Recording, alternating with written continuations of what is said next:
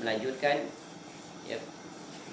penjelasan pengarang Hafizahullah Ta'ala di bawah bab yang kedua, iaitu di bawah tajuk sabar adalah kuncinya.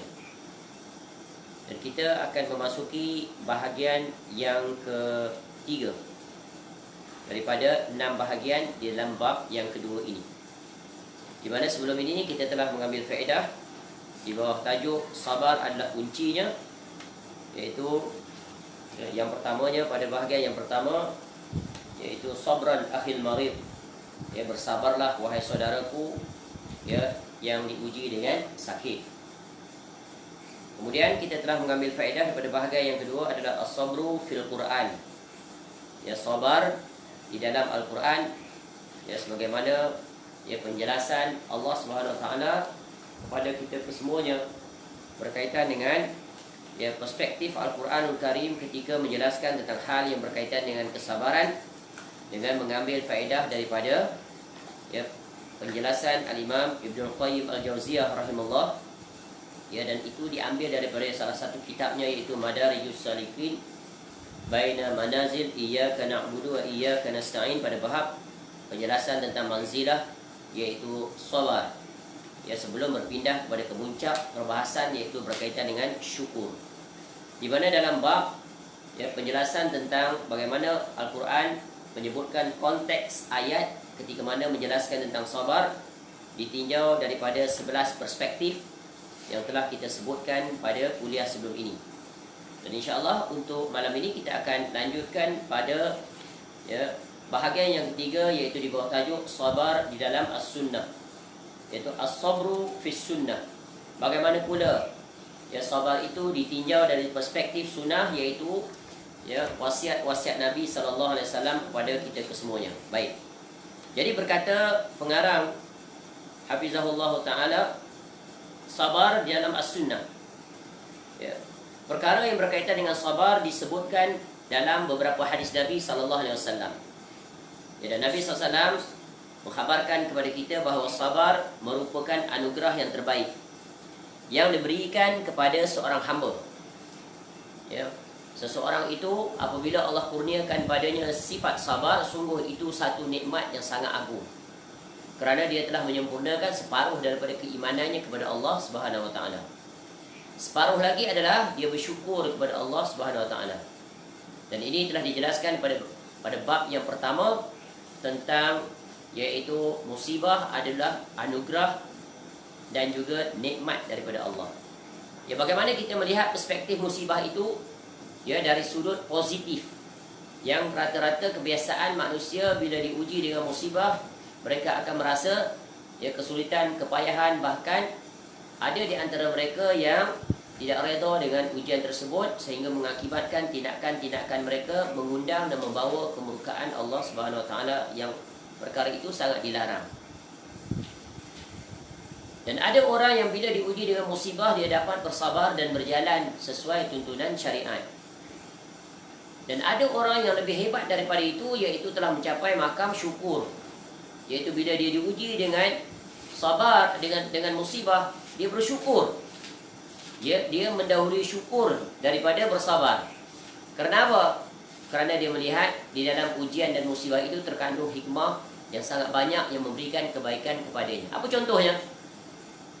Kenapa dia bersyukur di atas musibah yang ditimpakan oleh Allah Ta'ala kepadanya? Sebab, contoh, ketika Allah uji dia dengan kehilangan, kesenangan hidup, barangkali kekayaannya hilang serta-merta, lalu dia bersyukur. Kenapa dia bersyukur? Yang rata-rata orang bersedih, sampai barangkali boleh membawa kepada stres, hilang akal, bahkan boleh bukan sahaja stres, bahkan distress. Akhirnya boleh membawa kepada putus asa dan kemuncaknya membunuh diri umpamanya. Tapi orang yang telah mencapai makam, iaitu dia melihat ujian itu sebagai bentuk kesyukurannya kepada Allah, kerana dia melihat di dalamnya terkandung hikmah. Dengan hilangnya harta, maka tertutup baginya pintu-pintu untuk melakukan perkara yang dilarang oleh Allah. Yang selama ni dengan harta itu dia melakukan perkara-perkara yang melanggar perintah Allah. Dengan harta dia tersibukkan sehingga dia lalai kewajipannya kepada Allah. Jadi bila hartanya sudah hilang, dia tak tersibukkan lagi dengan hartanya, maka ada masa untuk dia kembali kepada Allah. Maka dia bersyukur di atas musibah tersebut. Kita bagi contoh yang lebih mudah. Kita anggaplah contoh ini adalah musibah. Sebenarnya tak. Tapi nak mendekatkan pemahaman. Contoh dalam setahun, cuma 1 bulan Allah ambil untuk kita berlapar dan berdahaga di siang hari. Dan tidak boleh melakukan perkara-perkara yang halal asalnya, kemudian dilarang. Seperti, iaitu apa? Ya, berurusan suami isteri umpamanya di siang hari. Itu pada kebanyakan orang barangkali dia adalah musibah, betul kan? Sebab 11 bulan dia boleh makan, dia boleh minum, apa saja yang ingin dia lakukan dari sudut itu. Tiba-tiba datang bulan Ramadan, tertutup pintu itu baginya, terhalang. Ya. Tetapi bagi orang-orang yang beriman, mereka melihat bahawa itu bukan musibah, bahkan itu adalah sebagai nikmat yang sangat besar. Kenapa? Bila siang hari ditutup, ya, iaitu kecenderungan dan keinginan hawa nafsunya, maka ya, nikmat yang sebaliknya adalah Allah jaga dia, tutup pintu untuk dia melakukan kemaksiatan yang selama ini selain pada bulan Ramadan dia berleluasa untuk melakukan maksiat. Contoh. Ya, dan banyak lagi contoh yang boleh kita kiaskan. Baik, kembali. Jadi sekarang sabar dalam as-sunnah. Ya, Nabi SAW dia bersabda, "Ma u'tiya ahadun ata'an khairan wa awsa'a min as-sabr." Tidak ada pemberian yang lebih baik dan lebih luas kepada seseorang selain sabar. Muka surat 73. Ya, tidak ada pemberian yang lebih baik dan lebih luas kepada seseorang selain sabar. Bila Allah kurniakan pada seseorang itu, iaitu kemampuannya untuk bersabar, ya, maka itu lebih baik daripada segala-galanya. Dan bersabar ini sebenarnya, ya, yang mendominasi pada perspektif kita adalah dalam urusan musibah. Tapi sebenarnya bersabar juga dalam urusan nikmat. Ya. Sebab ramai orang dia boleh bersabar ketika dia sulit, susah, payah. Tapi ada di antara mereka gagal ketika diuji dengan nikmat. Sebab itu sabar ini, ya, ada fasa-fasanya. Ya. Iaitu fasa di dalam kesabaran ini, tingkatannya, prosesnya. Proses di dalam kesabaran ini, di dalam menghadapi ujian Allah Ta'ala itu akan melalui 3 fasa. Apa fasa yang pertama? Iaitu dia fasanya adalah sebelum. Ya, sebelum, iaitu sebelum dia memulai. Dan ini tentunya dimulai dengan niat. Ya, dia bersabar pertama kali peristiwa itu berlaku. Kemudian sabar pada saat melaksanakannya, pada proses dalam mempertahankan dirinya, dalam menahan diri, menghalang, mengekang dan sebagainya, dan hal-hal yang dia tidak sukai. Dan kemudian sabar setelah dia selesai mengerjakan perkara tersebut. Ya, dia berjaya menghadapinya. Ya, kemudian selepas itu wajib dia terus bersabar dalam 2 jurusan tadi, dalam nikmat dan dalam musibah. Kemudian dalam hadis yang lain Nabi SAW bersabda kepada Ibnu Abbas radhiyallahu anhuma, "Wa'lam anna fi sabri ala ma takrahu khairan katsira." Ketahuilah bahawa di sebalik kesabaran terhadap sesuatu yang kamu benci terdapat banyak kebaikan. Musibah ni perkara yang tak disukai, yang dibenci. Kalau boleh kita seusia hidup tak ada ujian. Ujian yang menyulitkan, yang memayahkan. Kalau boleh hidup ini mendatar saja. Ya, ibarat berjalan di jalan yang lurus saja, tak ada cabaran. Ya, mudah laluannya. Tapi kenyataannya hidup tidak seperti itu. Ya, hidup itu ya bukan selalu lurus. Ya, bengkak-bengkok, naik bukit, turun bukit. Ya, melalui curam yang terjal, batu-batu yang ya tajam dan sebagainya. Ya. Dan itulah dia kehidupan. Jadi sesuatu perkara yang dibenci itu, ya, ubatnya adalah kesabaran. Sebab itu sabar, ya, mengeluh dia adalah musuh utama. Dia tak akan dapat bersatu, dia saling bertentangan. Ya, 2 hal yang bertentangan. Jadi, ya, ketahuilah kata Nabi SAW, di sebalik kesabaran itu terdapat sesuatu yang kamu benci. Ya, terhadap sesuatu yang kamu benci itu terdapat banyak kebaikan. Sebab kita dah sebut selalu, diulang-ulang, setiap yang Allah jadikan, setiap yang Allah ciptakan, setiap yang Allah takdirkan, semuanya ada kebaikan. Jadi lihat daripada sudut pandang kebaikan, walaupun perkara itu hawa nafsu kamu tidak menyukainya. Dan ini adalah realiti. Kadang-kadang kita tidak nampak hikmahnya itu dalam waktu terdekat, tapi akan datang kemudian hari. Barulah kita menghargai. Rupa-rupanya Allah jadikan peristiwa, ya Allah uji kita dengan kesulitan, kepayahan hidup. Rupa-rupanya di kemudian hari memberikan kemudahan untuk kita tidak lupa terhadap nikmat. Ketika Allah kurniakan nikmat kesenangan, kita masih ingat tentang dulu kita susah, maka kita sekali-kali tidak sombong dan tidak lalai daripada mempertingkatkan ketaatan kita kepada Allah. Kemudian dalam hadis yang lain Nabi SAW bersabda, as-sabru diyaun. Ya, sabar itu adalah cahaya. Yang berkata Imam An-Nawawi rahimahullah dalam menjelaskan hadis ini, maksudnya ya, ad-diya itu adalah sabar itu terpuji, dan orang yang bersabar sentiasa memperolehi cahaya, selalu mendapatkan petunjuk dan terus berada dalam kebenaran. Itulah dia sabar yang benar. Ya, bila disebut cahaya, dia adalah cahaya. Dia menerangi jalan yang gelap, betul kan? Jadi boleh melaluinya dengan selamat dan sampai ke destinasi. Maka itulah dia, ya, bekalan seorang yang sedang berjalan menuju Allah. Maka dengan adanya sifat sabar, maka itu sungguh memberikan, ya, kebaikan, ya, kepadanya di dalam melalui ujian yang Allah Ta'ala, ya, ciptakan atau jadikan atau yang ditimpakan kepadanya. Ada pula pendapat mengatakan cahaya itu di sini adalah cahaya yang menerangi gelapnya di alam kubur nanti. Ya, kerana jika seorang mukmin bersabar dalam menjalankan ketaatan kepadanya dan menghadapi musibah serta menjauhi perbuatan maksiat selama hidupnya di dunia, maka Allah akan membalasnya dengan kelapangan dan cahaya di kuburan yang sempit dan gelap. Ini nikmat yang sangat agung. Ketika hari pertama kita berada di alam barzah, maka ketika itu kuburan kita akan bersinar terang, bercahaya, indah. Ia menjadi salah satu daripada taman-taman syurga sebelum meraih syurga yang hakiki. Dan ini dah pernah kita sebut, ya, tentang hadis yang menjelaskan peristiwa yang berlaku di alam kubur pada hari pertama, ya, seorang hamba ketika dia kembali ke alam barzah, dia akan dihadapkan dengan ujian yang paling getir, lebih getir daripada ujian di dunia, iaitu dengan dihadapkan dengan 4 soalan. 3 soalan utama, sekiranya dia berjaya menjawabnya, maka soalan yang keempat otomatik dia boleh menjawabnya. Apa soalan pertama? Man rabbuka? Ya. Wa ma dinuka? Wa man nabiyuka? Atau maha rajul maha hadzal rajul bu'itsa fikum. Ya, dalam riwayat lain. Dia boleh jawab 3-3 itu, maka soalan keempat akan ditanya padanya. Ya. Wa ma ilmuka au ma amaluk? Apa ilmu kau? Apa amal kau? Boleh jawab 3 soalan tu. Lalu dijawab, qara'tul kitab wa amantu bihi wa saddaq. Aku hidup di dunia dulu, aku baca Al-Quran. Ya, aku beriman dan aku membenarkannya. Maknanya apa? Dia menjadikan Al-Quran sebagai panduan hidup. Dia hidup sesuai dengan tuntutan Al-Quran.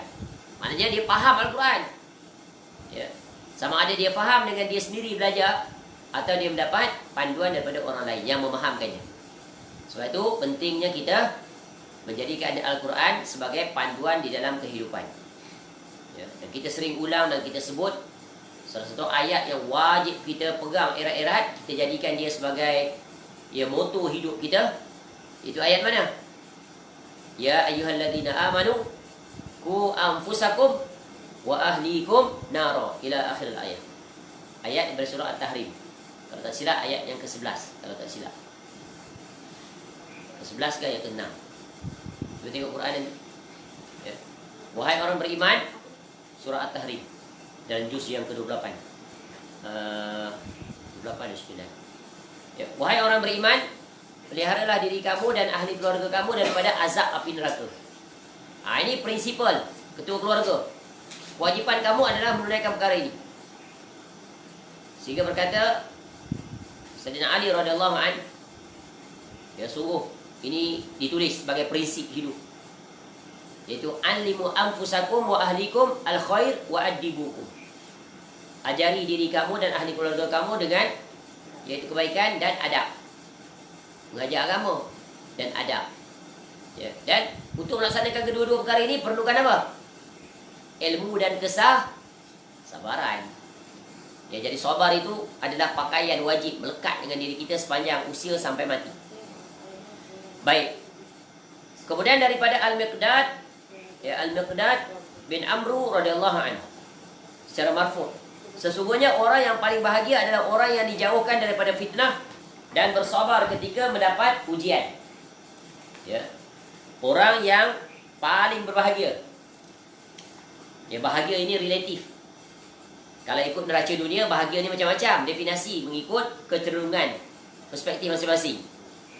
Tapi Al-Quran, hadis, kaul para ulama salaf memberikan definisi yang jelas, yaitu bahagia adalah orang yang dijauhkan daripada fitnah dan bersabar ketika mendapat ujian. Ya, sebab itu salah satu perkara yang mendatangkan, ya, kesedihan, kesulitan, kegundahan, kesempitan jiwa, hidup tak tentu hara, celaru adalah fitnah. Fitnah apa? Fitnah syahwat dan syubhat. Tulis menung juga. Kalau tanya tak berjawab, tak catit, tak pandai nak catit. Ya, fitnah apa? Syahwat dan syubhat.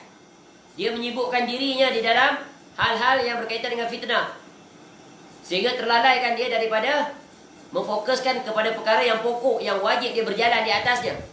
Dan ini banyak berlaku. Ya, contohnya fitnah dalam urusan syubhat agama. Dia itu adalah masih lagi dalam peringkat permulaan, masih belajar, masih bertatih.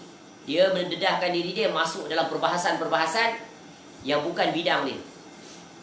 Dia nak menjawab bantahan-bantahan, padahal dia itu adalah orang yang baru belajar. Kasihan orang seperti ini, tak mengetahui kadar dirinya, membahaskan sesuatu yang bukan bidangnya, yang bukan kemampuan dia, dan membahaskan sesuatu perkara yang tidak ada manfaatnya bagi dia pun, bahkan bakal membawa kebinasaan. Dan itulah fitnah yang berleluasa di zaman ini, masuk dalam perkara-perkara yang langsung tak memberikan faedah, bahkan mendatangkan mudarat, meletakkan dirinya, ya, di ambang, ya, kerugian, kebinasaan yang sungguh berbahaya dirinya itu. Maka tinggalkan.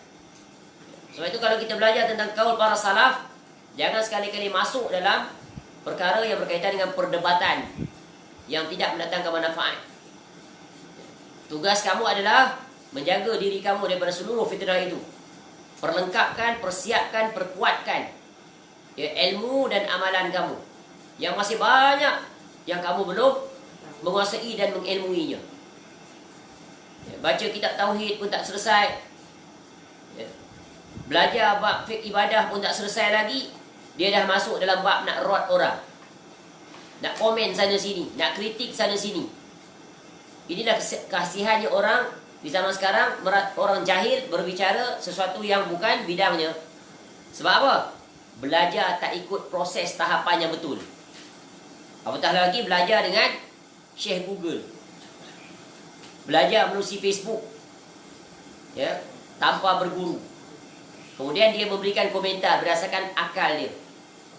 Bidang itu pun dia tak menguasainya, pembacaannya sedikit, tiba-tiba dia nak masuk dalam bab tersebut. Ini hadis ni, di perkataan Al-Miqdad bin Amru ni sungguh besar. Ya, itu fitnah dari urusan apa ni? Syubhat agama. Ya. Kemudian fitnah dari sudut syahwat, syahwat dunia, hawa nafsu. Banyak tak? Banyak. Ya, tersibukkan dengan berita-berita dunia, tersibukkan dengan aktiviti-aktiviti peribadi yang patutnya tertulis dan tertutup rapat dalam diary peribadi, tapi diekspos kepada tatapan orang ramai, sehingga hidup dia tidak ada rahsia lagi. Bahkan sampai ke dalam rumah tangganya pun diekspos pada orang ramai untuk apa? Untuk diketahui oleh orang. Orang seperti ini nanti Allah akan buka aib dia di negeri akhirat. Allah larang kita buka aib diri kita, sampai rumah tangga pun, sampai ceruk dalam bilik semua nak ditunjuk pada orang ramai. Untuk apa kamu tunjuk? Ya, Masya Allah, kemewahan, kekayaannya semua dipaparkan. Ya, harta benda yang dia miliki semua ditunjukkan. Ini adalah fitnah dari sudut syahwat. Ya. Di mana tempat-tempat makan dia pergi, semua dia upload foto. Ya, untuk ditatap oleh orang. Apa faedah? Ya. Inilah dia. Ya, fitnah di zaman sekarang. Lulus EPF, update dia. Lulus siap tulis figure 5,000, 10,000 aku dapat. Tak pernah terfikir ke dia ada orang yang betul-betul ramai yang tidak diluluskan. Betapa sedihnya orang tersebut dengan terhiris dengan berita yang dia paparkan itu. Nampak tak? Ni kena cerdas. Jangan asbab kita itu, perbuatan kita dapat dosa. Untuk apa kamu paparkan? Untuk apa? Siap tulis figure lagi 10,000. Kemudian cerita pula perancangan dia tak guna duit tu nak buat apa? Inilah fitnah yang paling berbahaya di zaman sekarang, yang banyak orang terjatuh padanya. Semoga Allah jaga kita daripada termasuk dalam perkara-perkara yang larang. Ya. Inilah bahananya media sosial di zaman sekarang. Tipu daya yang sangat besar. Itu belum Dajjal lagi datang. Belum Dajjal lagi. Ya, bayangkan di zaman sekarang terlalu banyak orang yang terjatuh, ya, dalam perkara-perkara fitnah tanpa dia sedari. Dia anggap itu adalah baik, padahal perkara itu adalah mendatangkan, ya, kerugian padanya. Baik, kembali. Dan bersabar ketika mendapat ujian. Ya. Jadi orang yang bersabar dalam segala ujian, maka sungguh mereka adalah orang yang berbahagia.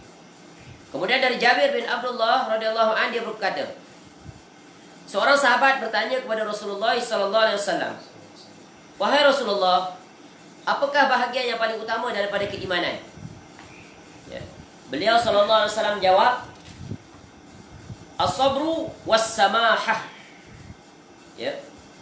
Yaitu sabar dan tulus. Ya. Ikhlas, tulus. Ya. Mana sabar bahagian yang paling utama bagi seseorang, iaitu dalam menjauhi larangan Allah, dan tulus dalam melaksanakan segala perintah Allah Ta'ala. Inilah dia, ya, bahagian yang paling utama daripada keimanan, iaitu sabar dan tulus. Ya, sabar dalam nikmat, sabar dalam musibah, tulus dalam melaksanakan perintah Allah. Ya, tidak merasai segala perintah Allah itu sebagai keterpaksaan. Maknanya dia terima seluruh perintah Allah, berbuat dan meninggalkan, ya, tak lain dan tak bukan lillahi ta'ala. Sebab itulah dengan ada sifat tulus dan ikhlas ini, maka dia menikmati amal ibadah yang dia buat. Jika tidak, dia merasa keterpaksaan. Sebab itu dia bermalas-malasan dalam beribadah kepada Allah. Solat terasa berat, puasa terasa berat, baca Al-Quran terasa berat, dan apa saja amal-amal kebaikan semua terasa berat. Menuntut ilmu terasa berat, ya, hilang semangat. Duduk dalam majlis ilmu, hadir dalam majlis ilmu, tapi ya, jiwanya melayang ke tempat lain, tidak memberikan perhatian, tidur dalam majlis ilmu. Ya, yang peliknya ketika buat kuih terang biji mata. Contoh tempat lain, bukan kat sini. Ya, kalau memasak bukan main dia, cerdas. Ya, padahal letih, tapi semangat. Sebab ada sasaran nak dicapai. Bisnes ni, juta-juta ni nak jual kuih ni, frozen ni, contoh. Tapi bila buka kitab aja, right from beginning, start aja, dah dia mula dah berat, menumpuk mata. Ya, berat, lama-lama sikit-sikit pejam mata. Tu. Jadi fikirkan, kenapa jadi demikian? Kenapa kita dalam majlis ilmu ni lena? Kenapa dalam majlis dunia tak lena? Cuba kita tengok, kita pegang handphone. Sedar tak sedar, tengok dah 2 jam dah habis masa. Nampak? Thread sana, thread sini, thread situ, jawab sana, jawab sini. Tengok berita COVID hari ni berapa ribu. Tengok apa ucapan itu, tengok peristiwa banjir kat mana, semua tengok. Tahu berlalu waktu dah pukul 11 malam. Tapi kalau buka kitab, buka je helai yang pertama, tengok 2-3 baris, mula kabur. Terus, ya, kabur terus lelak. Itu sah itu. Iman, dia ada something wrong. Sebab apa? Jiwanya telah tertarik kepada nafsu. Kepada apa? Fitnah dunia. Ingat, ya, kita boleh timbang iman kita itu di situ saja Allah uji. Itu sebenarnya semua peringatan-peringatan daripada Allah Subhanahu Wa Taala kepada kita. Kalau dalam urusan dunia kuat kita, dalam urusan akhirat lemah kita, maknanya iman kita berada pada zon yang berbahaya. Baik, berkata Ibnu Qayyim rahimahullah, ya, sabda Nabi SAW ini merupakan ungkapan yang mencakup, maknanya komprehensif, yaitu dalil yang paling kuat hadis Nabi SAW tadi, as-sabru was-samahah, ya, dan keterangan yang terlengkap tentang keimanan dari awal hingga akhirnya, ya, sebab jiwa hanya diperintahkan untuk menuruti dua hal je. Jiwa kita ni diperintahkan untuk akur tunduk kepada dua perkara. Apa dia? Ya. Yang pertama, melaksanakan apa yang diperintahkan dan memenuhi apa yang menjadi tuntutan. Adapun yang mendorong untuk melakukan semua itu adalah sifat lapang dada. Bila ada sifat lapang dada, terbuka, menerima dengan sepenuhnya, maka apa-apa yang Allah perintahkan semua dia buat. Sami'na wa bukan sami'na wa asaina, bukan. Sami'na wa bahasna, bukan. Ya. Nabi SAW mengajak kita kepada mentauhidkan Allah dengan sebenar-benar tauhid dan menjauhi syirik sejauh-jauhnya. Kita sami'na wa ata'na. Ya. Nabi SAW mengingatkan kita agar teguh berjalan di atas sunnahnya. Walaupun majoriti manusia ketika itu menyelisihinya, ukuh kita. Walaupun kita menjadi orang asing, pelik orang lihat kita, penampilan kita, ya, cara kita hidup, zuhud umpamanya, tidak terkesima dengan nikmat dunia, walaupun kita mampu untuk memilikinya, menyelisih majoriti orang di zaman itu, kita tetap tegar di atas sunnah Nabi SAW. Ya. Dan kita berkeras, bertegas, prinsip tak berubah, tak tergoyahkan dalam menjauhi, memboikot, membenci, mentahzir, memperingatkan tentang bencana bid'ah, walaupun dia kecil. Ya. Sebab Nabi SAW sangat-sangat melarang bab itu. Sebab banyak sekali ungkapan Nabi SAW dalam bab yang satu ini, ya, setelah tauhid. Jadi menunjukkan perkara itu ada perkara yang dibimbangi oleh Nabi SAW, kerana dia akan masuk ke dalam, ya, pemahaman umat Islam dan pengamalan mereka. Akhirnya bila dia hidup, perkara bid'ah itu dia sulit nak dimatikan. Yang mati apa? Sunnah. Jadi kita setiap masa mempertegaskan ini, ya, maka jadilah orang asing. Ya, kemudian kedua, kata Al-Imam Ibnu Qayyim Al-Jauziyah rahimahullah, meninggalkan apa yang dilarang dan menjauhi segala yang tidak boleh dilakukan, dan hal ini terpenuhi dengan kesabaran. Meninggalkan apa yang dilarang, larangan Allah, ya, terang dan jelas. Ya, apa-apa larangan itu akan membawa kepada kerugian dan kemudaratan. Kemuncak membawa kepada kemurkaan Allah Ta'ala. Contoh dalam menghadapi musibah, kita dilarang, ya, untuk menzahirkannya dengan cara yang dilarang oleh Allah. Kita dah sebut sebelum ni, dengan hatinya tak redha, berkeluh kesah, ya, kemudian lisannya dengan marah sampai ke tahap histeria dia. Ya, stres, tak tahan ni. Kenapalah Allah uji macam ni? Sampai tenggelam rumah aku, habis harta benda, rosak semuanya. Mana nak cari duit ni? Tu ucapan-ucapan yang dilarang. Ya, bersabar. Allah akan ganti yang lebih baik. Tidak di dunia, di mana? Pasti di akhirat, di syurga. Sebab syurga itu harganya mahal. Ya. Tu. Ya, priceless. Ya. Very valuable. Tak boleh dibandingkan dengan ujian yang Allah uji kita. Allah uji kita sikit aja. Panjang umur kita 60 tahun, bukan selama 60 tahun tu Allah uji kita, betul kan? Barangkali 2 tahun, 3 tahun saja Allah uji kita dengan kesakitan yang membawa kematian, umpamanya. Nak dibandingkan dengan nikmat, 58 tahun nikmat.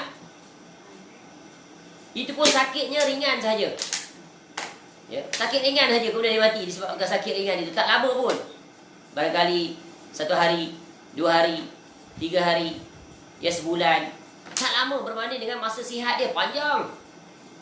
Sebab itu bila kita lihat perkara ini, maka kita akan redha, terima, akur, dan kita berjalan sesuai dengan aturan syariat. Ya. Jangan sekali-kali kita menggunakan lidah kita untuk, ya, memaki hamun umpamanya. mengeluarkan perkataan-perkataan yang kesat dan kasar, ya, mencela, yang musibah itu sebenarnya kita sedang mencela siapa? Allah Ta'ala. Maka berhati-hati dan teliti, ya. Sebab itu bila datang musibah, pertama kita ingat ini adalah peringatan daripada Allah. Maka bagi seorang Muslim yang beriman, dia beristighfar kepada Allah. Contoh, Allah atur kita, takdir kita tak sama dengan orang lain.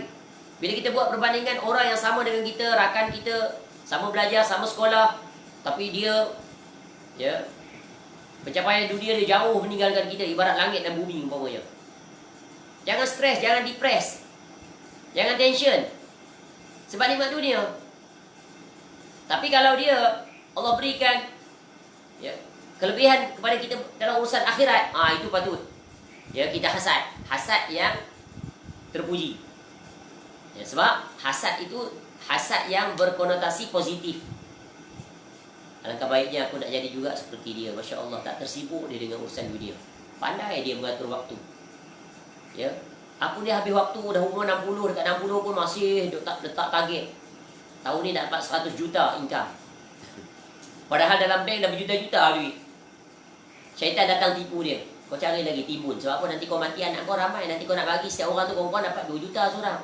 Tu syaitan tipu. Akhirnya dia beramal. Dia pun tertipu dengan amalnya.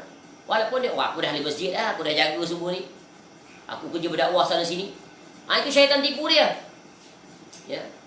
Jangan seseorang merasa tercukupkan dengan amalnya. Sebab dia buat macam mana pun amalnya tak cukup. Kita nak timbang amal ni dengan dunia, kita timbang macam ni. Kalau dunia kita lebih dominan berbanding dengan amal, something wrong dengan amal kita. Dalam dunia ni, target juta-juta ni income. Tak kira dah bisnes ke apa ke. Tapi dalam urusan akhirat, amal dia macam tu juga. Konsisten dia. Yang wajib aja dia buat. Yang sunat-sunat, yang sunnah tak dibuat dia. Tak ada usaha dia untuk mempertingkatkan. Dekat sini ni, bukan main set target. Okay, this 2021, yeah, we set our company target to achieve ROI, return of investment, revenue, yeah, gross, and then net berapa juta. Juta. Tak kurang daripada tahun lepas. Naik lagi 10%. Contoh. Tapi ibadah dia tak ada letak target macam tu, ROI. Yeah, return of ibadah, ROI juga. Ibadah apa yang aku nak buat, yang aku nak tambah pada tahun ni? Kalau sebelum ni solat sunat tak jaga, ya, qobliyah dan ba'diyah tak jaga dia, tak konsisten dia tunaikan sekurang-kurangnya 10 atau 12 rakaat. Ya, solat sunat. Sebab barang siapa yang menunaikan solat sunat itu dijamin bagi masuk syurga. Asyik tak cukup aja. Contoh, ya, aku nak praktikan iaitu doa-doa yang berkaitan dengan bila diuji dengan musibah. Senang, besok kalau dah kena sakit tu, tak perlu waktu itu baru nak buka kitab, nak baca, nak suruh nak bacakan. Waktu itu it's too late already. Sebab apa too late? Sebab belum tentu kita dapat melakukannya. Belum tentu kita boleh ingat ketika itu. Ketika kita sakit, mata barangkali kabur, badan terlalu panas, memang tak ada mood nak buka buku, nak baca pun tak boleh.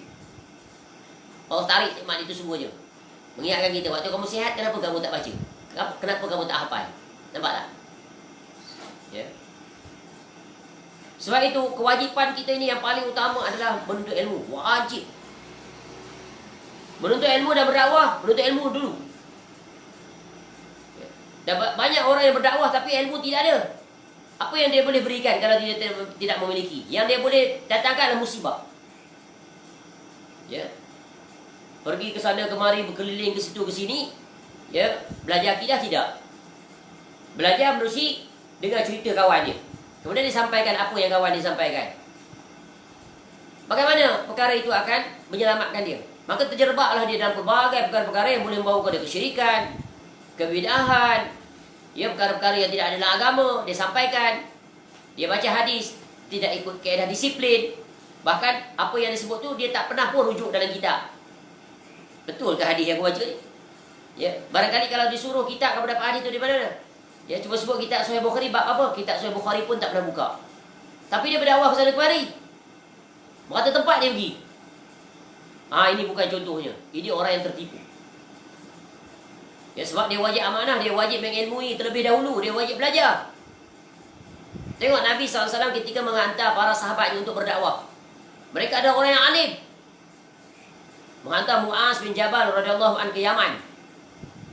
Dia pergi, ya, bersendirian. Seorang alim, seorang faqih, berdakwah ke negara.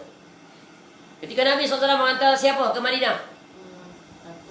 Mus'ab bin Umair, seorang pemuda yang alim, ya, berdakwah dari satu rumah ke satu rumah, mengajak kepada tauhid, menjauhikan kesyirikan, ya, dengan ada ilmu. Bukan sekadar teori, bukan sekadar dengar-dengar, tak. Dia mengilmuinya, telah ditrain oleh Nabi SAW. Ini penting, ya, prinsip agung. Baik, selesai. Bahagian yang ketiga iaitu sabar, as-sabru fis sunnah. Ya, ini sekadar ringkasan. Banyak lagi sebenarnya hadis-hadis yang berkaitan dengan perkara ini. Ya. Jadi di antara tanda-tanda kebaikan bagi seorang adalah bila dia diuji dengan musibah. Cara Allah nak mengangkat darjat. Ya, tapi sabarnya itu adalah hendaklah berpandukan kepada syariat. Ya, sabar dalam sunnah bagaimana, sabar menurut Al-Quran bagaimana. Ya. Sebab itu tanda kebaikan bagi seorang iaitu dia diuji dengan kesulitan. Man yuridillahu bihi khairan yusib minhu. Barang siapa yang Allah hendakkan kebaikan bagi dirinya, Allah uji dia dengan musibah. Rupa-rupanya itu adalah kebaikan. Sakit gigi, betul kan? Sakit je sampai tak boleh tidur. Dia mula dah siap lagi nak menumpah saja bini dia lah, isteri pun kena marah. Ya, bangunlah, tolong picit-picit, tolong urut ni, sakit ni. Tolong cari Panadol ke apa ke. Itu contoh. Ya. Jadi nikmat tak bila sabar, tapi dia bila sabar maka dia tak marah. Maka senang dia nak cari orang seperti ini. Tambah pula suami dia hot temper. Lagilah payah. Bertambahlah hot temper dia. Baik, bahagian yang keempat, sabar menurut ulama salaf pula. Jadi ada 3 perkara. Al-Quran sudah, As-Sunnah pun sudah. Sekarang kita lihat ulama salaf. Siapa ulama salaf? Siapa? Ini soalan ni mesti ada jawapan. Siapa ulama salaf? 3 kurun awal. 3 kurun yang terawal. Siapa mereka itu? 3 kurun terawal. 3 kurun terawal itu bukannya salaf, itu zaman. Makan, zaman dan tempat, masa. Sahabat. Iaitu para sahabat, tabi'in dan tabi'. Diperkirakan sekitar 300 hijrah yang pertama. Ya. Ini di situ diukur dari sudut waktu dan orangnya, pelakunya. Tetapi salaf itu ada tak sampai sekarang? Ada. Dari sudut apa? Dari sudut manhajnya, berjalan sesuai dengan apa yang dijalani oleh generasi tadi. Jadi di sini dipaparkan sabar menurut ulama salaf. Kenapa pengarang Syekh Hafizahullah memasukkan sabar menurut ulama salaf? Kerana dalil agama itu sampai kepada ulama salaf. Kerana Nabi SAW perintahkan kita berjalan di atas agama, di atas Al-Quran, As-Sunnah, di atas pemahaman para salaf. Ma'ana alaihi wa ashabi. Dalilnya di mana? Ingat sampai bila-bila. Wajib berpegang dengan manhaj salaf, iaitu surah At-Taubah ayat 100. Ayat ini yang menjelaskan tentang manhaj yang tak terikat dengan tokoh pelakunya juga masanya, tapi terikat dengan tata cara, prosedur, metod, ya, atau metodologi, kaedah, proses yang sama. Sebab itu kaedah, kalau kita nak mencapai kejayaan seperti mana yang dicapai oleh orang yang berjaya, apa yang perlu kita buat? Kita ikut saja, copy paste and just readjust according to our current situation. Ubah suai yang masih lagi berada dalam jajaran manhaj, kaedah tu, prosedur tu, ya, flow dia, step by step, ikut. Kalau tak ikut, maka tak akan dapat hasil yang sama. Copy paste, betul kan? Bukan copy modify. Baik. Hal yang berkaitan sabar juga disebutkan oleh para ulama salaf. Ini banyak sekali. Ya, dari sini dipaparkan beberapa pernyataan para ulama salaf, dimulai dengan para sahabat Nabi sallallahu alaihi wasallam. Jadi banyak sekali ungkapan dari mereka yang menganjurkan untuk bersabar, memuji orang yang sabar dan menjelaskan manfaat kesabaran. Jadi Syekh Hafizahullah Ta'ala mengatakan di antaranya adalah yang pertama didahului dengan contoh yang terbaik, iaitu Umar radhiyallahu anhu. Beliau radhiyallahu anhu mengatakan, sungguh kami mendapati hidup kami lebih baik dengan kesabaran. Ya, Umar radhiyallahu anhu juga menyatakan, kehidupan yang paling utama kami dapati dengan kesabaran. Seandainya sabar itu berwujud berbentuk orang, niscaya dia seorang yang lemah santun. Kalau sifat sabar itu boleh diwujudkan dalam bentuk bentuk manusia, maka niscaya kamu akan lihat kelembutan pada dia. Sebab sabar itu membawa kepada kelembutan, bukan kekerasan. Bukan kaku. Dia fluid, dynamic, elastic, flexible, adjustable according to the situation. Tu dia boleh menyesuaikan dia. Kan sebelum disebut apa? Orang mukmin tu dia seperti pohon. Ya, dia melentur, meliut, tak patah dia. Dia akan balik pada asal. Itu dia bagi apa? Elastik. Ya, tapi kalau dia rigid, maka dia akan patah. Dia akan tumbang. Dia kaku je. Ya, sekali dilanggar patah terus dia. Ataupun dia brittle. Macam kaca, pecah berselerakkan. Ya, Masya Allah. Jadi Umar radhiyallahu anhu menyatakan bahawa hidup kami menjadi lebih baik dengan kesabaran. Nabi SAW didik para sahabat yang asalnya memiliki sifat yang ekstrim, kasar, bengis. Ya, amalan-amalan jahiliah, Nabi SAW berjaya menjadikan mereka daripada seorang yang pemarah menjadi seorang yang sangat sabar. 13 tahun Nabi SAW mentarbiah mereka itu ujian kesabaran. Betul kan? Kemuncak kesabaran itu di zaman itu, menghadapi penentangan demi penentangan. Sebab ketika itu para sahabat Nabi SAW diperintahkan oleh Allah Ta'ala untuk bersabar. Ya, ketika itu period defensif, bukan ofensif. Tak boleh bertindak balas. Sediakan je badan. Ya. Pasang perisai, bulletproof. Bulletproofnya apa? Sabar. Nak react tak boleh. Ya. Tengok Nabi SAW diganggu, dipukul, ya, diikat, dicekik lehernya. Ya. Tapi Nabi SAW balas tak? Tak, Nabi SAW cuma berdoa saja. Itulah senjata paling ampuh. Dan orang-orang kafir jahiliyah hanya sempat takut kalau Nabi SAW berdoa. Betul kan? Pasti aku akan terkena doa je Muhammad ini, kata mereka. Sebab dia tahu. Tapi begitulah, bila hati telah mati, mengetahui kebenaran, ya, menolak kebenaran. Itulah dia orang yang sombong adalah menolak kebenaran. Hatinya akur. Seperti Fir'aun itu. Akur tak dia? Akur. Ya, jadi jangan jadi orang yang sombong. Kemudian kata Ali bin Abi Thalib radhiyallahu anhu, sabar itu bahagian daripada iman. Kedudukannya seperti kepala bagi badan. Apabila kepala seseorang dipenggal, dipancung, maka jasadnya pasti mati. Kemudian Ali radhiyallahu anhu berseru, ketahuilah, tidak sempurna keimanan seseorang tanpa disertai kesabaran. Ya, kesabaran itu ibarat haiwan tunggangan yang tidak pernah terjatuh. Ini semuanya adalah dalam bentuk statement, kenyataan-kenyataan. Ya, kenyataan-kenyataan ini adalah maklumat, informasi yang tidak akan bermanfaat kalau kita tak terapkan, masukkan menjadi prinsipal. Tanam kuat-kuat dalam hati sebagai our values. Core value kita yang paling penting adalah apa? Sabar. Letakkan dia.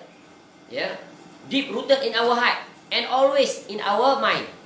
Bila datang saja pelbagai ujian, nikmat ataupun musibah, keluar jurus-jurus dari itu. Sabar ini apa manfaat dia?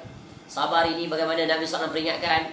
Ia menerusi Al-Quran, menerusi hadis, perkataan para salaf, teladan-teladan para pelakunya yang telah berlalu, terutamanya generasi yang terbaik, yang mereka itu yang paling diuji, paling berat. Ya, 13 tahun di bumi Mekah, 10 tahun pula di bumi Madinah. Tak pernah rehat daripada ujian. Siapa yang tak pernah itu? Nabi SAW. Ya, di bumi Madinah menghadapi karenah orang yang berbeza, different person, different character. Lagi sulit, betul kan?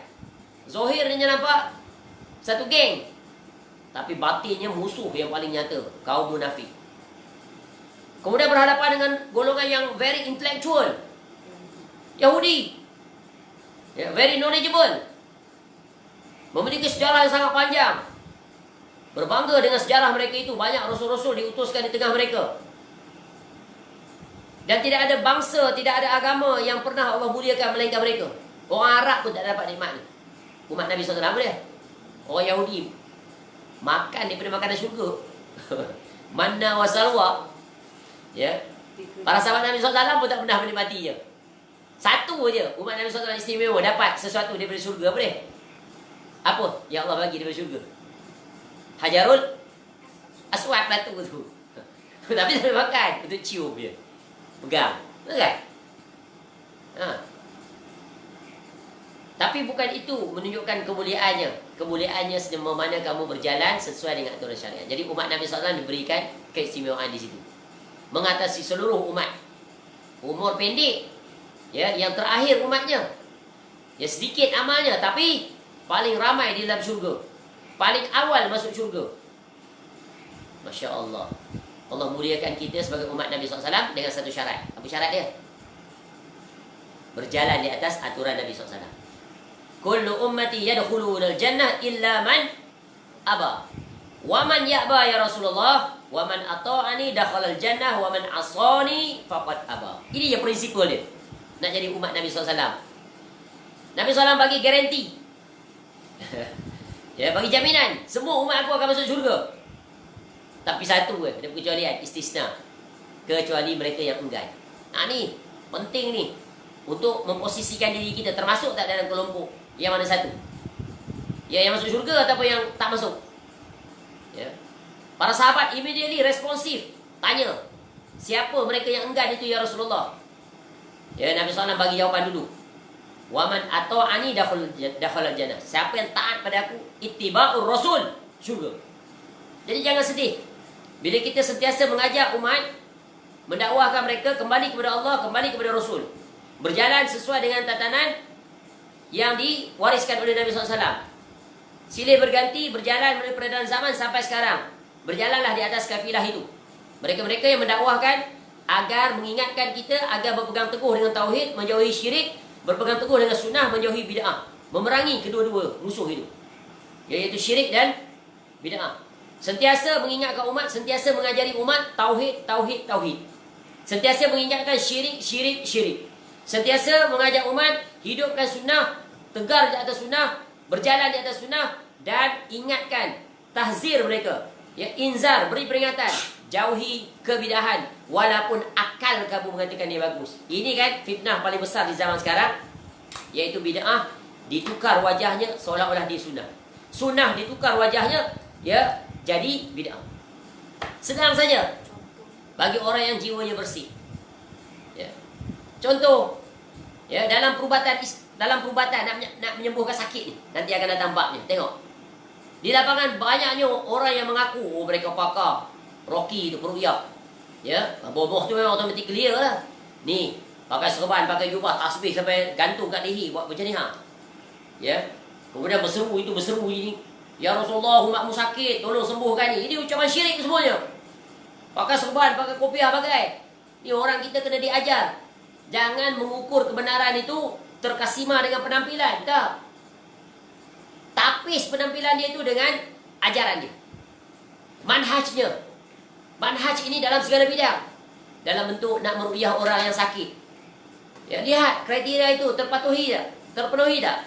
Nanti kita akan lihat. Dan kita sebut di awal sebelum ini. Ya, Nabi SAW mengajar kaedah ruqyah yang very straightforward, very clear, very simple. Ini tak tambah pula selawat itu, selawat ini yang didapati dari mimpi. Baca yang itu 7 kali, baca yang itu 100 kali. Nak pagar rumah, baca itu, baca ini. Tabur garam, tabur ladi hitam.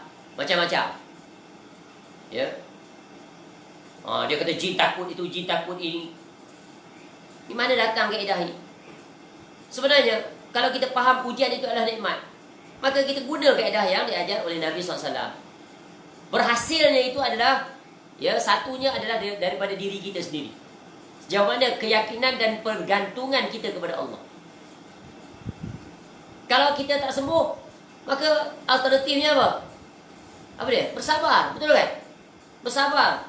Sebab itu banyak orang kecundang bila dia tidak bersabar. Lalu dia mencari jalan-jalan yang mendatangkan, ya, kemudaratan kepada akidahnya. Ini sungguh membinasakan. Nanti akan datang peringatan itu pada bab yang terbelakang nanti. Kemudian, ya, Abdullah bin Mas'ud radhiyallahu anhu menyatakan, sabar itu setengah dari keimanan. Sedangkan iman adalah keyakinan secara keseluruhan. Nampak? Ya, iman keyakinan secara keseluruhan, sabar itu sebahagiannya. Ya. Dan Ibnu Mas'ud juga mengatakan radhiyallahu an, iman itu satu. Sesungguhnya ya, setengahnya adalah sabar dan setengahnya adalah bersyukur. Dua perkara ni dia ibarat seekor burung yang terbang. Burung pakai sayap tu kan? Sebelah sayapnya syukur, sebelah sayapnya sabar. Maka dia dapat terbang dengan sempurna. Jadi kalau tempang, patah sebelah sayap, macam mana nak terbang? Nak terbang betul boleh. Kalau sebelah sayap hilang, betul kan? Ada nampak burung terbang dengan sebelah sayap? Ada nampak tak kapal terbang yang boleh terbang dengan sebelah sayap? Tak, emergency landing. Ya, kalau tidak nanti akan terhempas. Ya, membawa bencana kepada seluruh ahli yang ada dalam pesawat tersebut. Baik. Kemudian Umar bin Abdul Aziz rahimahullah mengatakan, ya, apabila Allah memberikan nikmat kepada seorang hamba, lalu dia mengambilnya kembali, sedangkan hamba tersebut menghadapi semua itu dengan sabar, tentu kesabarannya itu lebih baik daripada nikmat yang tercabut darinya. Masya Allah. Yang memberikan nikmat kepada kita siapa? Allah Ta'ala. Ya, contoh Allah bagi kita sempurna tubuh badan. Tiba-tiba Allah tarik sedikit daripada nikmat yang Allah kurniakan kepada kita. Apa contohnya? Hilang deria bahu. Hidung dia langsung dah tak boleh detect. Bau apa pun semua dia tak boleh nak differentiate. Bahkan langsung dia tak dapat nikmat itu. Bau harumnya minyak wangi pun dia tak bau apa-apa. Ya, bau busuk apa pun dia tak bau. Itu ada dalam kebaikan. Tapi berbahayanya di mana? Kalau dia terhidup gas beracun, alamat. Ya. Itu. Hilang langsung. Ada orang hilang deria lisan. Lidah tak boleh rasa apa pun. Masin, pahit, manis, semua hilang. Nampak tak? Ada orang hilang deria ni. Urat saraf. Dah tak boleh detect dah. Tak ada deria rasa. Ya. Sebab Allah bagi kita 6 panca indera. Deria mendengar, merasa, melihat, sentuhan. Sentuhan. Kebah dah rasa dia. Macam orang nak mati. Betul kan? Bila roh ditarik, tak rasa dah kebah dah. Buat macam mana pun tak rasa lagi dah. Ya, itu. Allah tarik. Banyak nikmat tu Allah dah tarik pada kita. Yang paling besar, yang paling kita tarik, yang kita rasa apa? Nikmat muda. Sekarang dah cukup. Itu pun belanggar. Perasaan orang muda. Allah bagi syarat. Pergi berbelanja di kedai. Ya. Bila bayar pakcik duit tak cukup. Pakcik dah aku dia. Duk rasa abang lagi. Tu nampak. Banyak nak isyarat-isyarat, tanda-tanda kiamat kecil pada seorang. Banyak. Allah tarik. Allah tak tarik secara mendadak. Sikit-sikit. Nampak? Dulu, apa saja yang dihidangkan semua boleh makan. Sekarang dah tak minat dah. Dulu waktu muda, anak kecil 2-3 orang seronok. Pantang ke mana bawa berjalan anak-anak. Naik motor. Naik motosikal tu sanggup pergi jauh. Bawa anak duduk di celah tengah. Anak yang pertama. Anak kedua duduk depan raga. Sekarang, anak nak ajak berjalan, pergilah kau. Aku tak terlarak dah, tak minat dah nak pergi mana-mana. Anak masih ada kecil-kecil, nak berjalan, dah pergilah minat. Nampak tak? Itu nikmat Allah tarik. Banyaknya nikmat yang Allah telah tarik daripada kita. Tapi kalau kita bersabar, itu lebih baik daripada nikmat yang Allah tarik itu. Faham? Jadi inilah bernilainya sabar. Ya, lebih baik daripada nikmat yang Allah cabut. Sebab Allah cabut nikmat itu satu-satu untuk menunjukkan apa?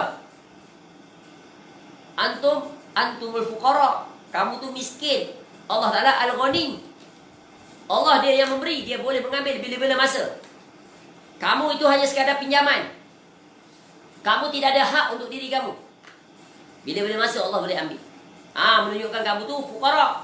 Miskin. Jadi jangan belagak. Jangan sombong. Dia betapa banyak terbukti di lapangan. Orang yang mewah, kaya, hebat, bergaya, tiba-tiba sekelip mata dengan datang COVID-19, lingkup bisnes. Terpaksa merayu pihak-pihak tertentu untuk menyelamatkan perniagaan ni. Nampak tak? Jadi jangan sombong di dunia ni. Ya. Sebab itu mempelajari kisah umat-umat terdahulu, pelajaran yang paling berguna. Sebab itu kita kena usaha diri kita belajar tentang sirah para anbiya alaihi wassalatu wassalam. Dimulai daripada Nabi Nuh alaihi salam sampai Nabi SAW. Setiap kaum itu a lot of lesson learned we can learn as a guidance for us to protect from what? Supaya selamat daripada terjatuh. Seperti mana terjatuhnya kaum yang melakukan kesalahan-kesalahan hingga mendapat kemurkaan daripada Allah. Tengok Korun, kaya ya amat. Barangkali kalau nak banding dengan orang sekarang, dia kaya lagi. Sampai nama dia kekal, panggil harta karun. Jumpa harta yang terbenam dalam bumi. Dia benam dengan dia sekali dengan hartanya. Dulu emas bukan macam zaman sekarang. Buat pelongongan emas dapat ketul kecil-kecil aja. Bahkan tinggal habuk-habuk aja. Dulu emas betul-betul. Very pure. Tengok mumi Fir'aun tu, emas dia. Banyaknya emas ditanam dengan dia. Dan berapa banyak emas yang diangkut oleh para penjajah dulu balik ke negara dia. Ya. Di tanah Melayu ni, salah satu negara yang kaya dengan emas. Apa bukti ni? Tanah Melayu ni dulu kaya dengan emas. Apa bukti? Tak belajar sejarah. Apa ufti yang dihantar oleh Sultan Kedah kepada Siap? Emas. Bunga emas. Kaya Thailand. Ya, menjajah Kedah, Pulau Pinang. Bagi emas. Kaya tak? Kedah tu emas. Banyak emas. Tu. Kalau orang yang bekerja di Jabatan Mineralogi tu pakar lah ya. Pemetaan ya, reserve Malaysia ni banyak. Macam kerajaan Kedah baru diisytiharkan. Dia punya ore reserve, mineral reserve tu berapa trilion. Dan memang Kedah dulu terkenal salah satu negeri yang kaya dengan hasil bumi. Dan banyak negeri-negeri lain, Pahang, Kelantan, Terengganu. Terengganu memang kaya lah dengan minyak dia. Tapi minyak tak dikategorikan sebagai ore or mineral resources. Dia adalah gas. Ni kalau belajar mineral engineering ataupun geologi, dia akan belajar bab-bab tu. Masya Allah. Baik, kembali. Ya. Jadi nikmatnya Allah ambil, Allah pasti akan ambil. Dia bagi pinjam. Ya. Usia kita makin tua, maka berkedut sudah. Bila dah berkedut, tak payah duk sibuk lah. Nak pergi inject vitamin C ke, botox or whatever. Ya. Nak tegangkan balik urat, buat pembedahan plastik. No need. That cosmetic only. Ni banyak orang tertipu. Takut tua dan sebagainya. Betul kan? Inilah fitnah syahwat, hawa nafsu. Habis duit puluh ribu. Sedih tengok cara pemikiran orang Islam, Melayu khususnya. Mentaliti dia tahap itu. Habis duit ribuan nak jaga. Kulit ni putih, dah hitam jadi putih. Ya, cuba tengok sepanjang R&R tu, what we learn. Lesson learn, that's the very critical on orang Melayu Islam ni in term of level of thinking. Tengok iklan. Kita exit saja daripada, katakanlah daripada Jalan Duta. Jalan Duta Kuala Lumpur. Kita exit daripada situ nak pergi utara. Cuba tengok. Ataupun daripada situ kita nak pergi ke, katakan nak pergi Melaka. Tengok apa yang ada papan tanda billboard di kiri kanan tu. Banyak iklan apa? Iklan dunia. Hawa nafsu. Nak mencantikkan diri. Majoriti iklannya wanita-wanita. Wanita apa? Islam. Besar gedabak muka. Kadang-kadang menyeramkan. Takut tengok. Ni kan maksiat semuanya. Apa produk yang dia jual? Jawab sendiri. Ini banyak kita ya, kena penyakit stakoma. Lalu tak nampak, buta. Kebutaan sementara dia panggil. Tapi kalau orang tu dia very particular, very observant, dia akan tengok, ya Allah, inilah mentaliti manusia, khususnya orang Islam. Jadi tak heranlah Allah datangkan pelbagai musibah untuk orang Islam. Mentalitinya begitu. Habis ya, macam-macam. Ya, iklan kuat-kuat pun di billboard yang besar, tunjuk gambar orang tua. Tak malu ke? Mana akal waras ni? Tak malu ke? Kalau iklan baja ke untuk apa, kesuburan pokok kelapa sawit, tak apa lah. Ini pergi buat itu, gambar orang tua, buat macam ni pula. Ya Rabbi. Ini kan aib. Masya Allah. Kalau tunjuk benda tu saya tak apalah. Dia ada gambar orang sekali. Tu contoh. Masya Allah, ni ujian, fitnah, iklan. Cuba tengok kalau iklan orang-orang kafir pula, apa yang dia iklan di tepi kiri kanan. Ya? Cuba banding. Ni assignment. Nanti berjalan, tengok iklan apa. Cuba kira. Tulis satu-satu. Iklan apa yang paling banyak? Yang mengingatkan kepada perkara yang bermanfaat atau yang membawa mudarat? Yang lebih fokus pada hawa nafsu atau yang memfokuskan pada keimanan? Ada. Iklan ada. Keluar zakat ada. Masya Allah. Jangan menafikan. Tapi berapa persen berbanding yang mendominasi? Iklan nak kaya, nak jadi jutawan, ada tepi-tepi tu. Banyak. Ya, masya-Allah. Baik, kembali. Ya, kita lihat perkataan yang terakhir para ulama salaf, yaitu berkata Hasan al-Basri rahimahullah. Sabar adalah salah satu ya, punca kebaikan yang hanya Allah berikan kepada hamba-Nya yang mulia. Ya. Al-Hasan ya rahimahullah juga mengatakan tidak ada hal yang paling disukai oleh Allah Ta'ala daripada satu musibah menyakitkan dan menyedihkan yang dihadapi oleh seorang hamba dengan perilaku baik dan sabar. Ya, serta kemarahan yang dihadapi dengan kesantunan. Dua kondisi, we position ourselves from positive perspective. Apa dia? Tidak ada hal yang paling disukai ya, oleh Allah Ta'ala melainkan dua. Musibah yang menyakitkan dan menyedihkan, dia dapat hadapinya dengan perilaku baik dan sabar. Maknanya apa? Redha, sabar, life goes on accordingly. Pandai dia menyesuaikan diri. Ya, dia tak menyalahkan situasi, dia menyalahkan dirinya. Allah datang musibah, barangkali aku banyak dosa, lalai, alpa. Ya, Allah ingatkan aku untuk kembali kepadanya. Itu baru betul cara sisi pandang dan tindakan. Yang kedua, kemarahan yang dihadapi dengan kesantunan. Ya, Allah jadikan dia orang yang sabar. Ya, dia dapat menahan marah, dia juga dapat menahan orang marah pada dia. Boleh faham?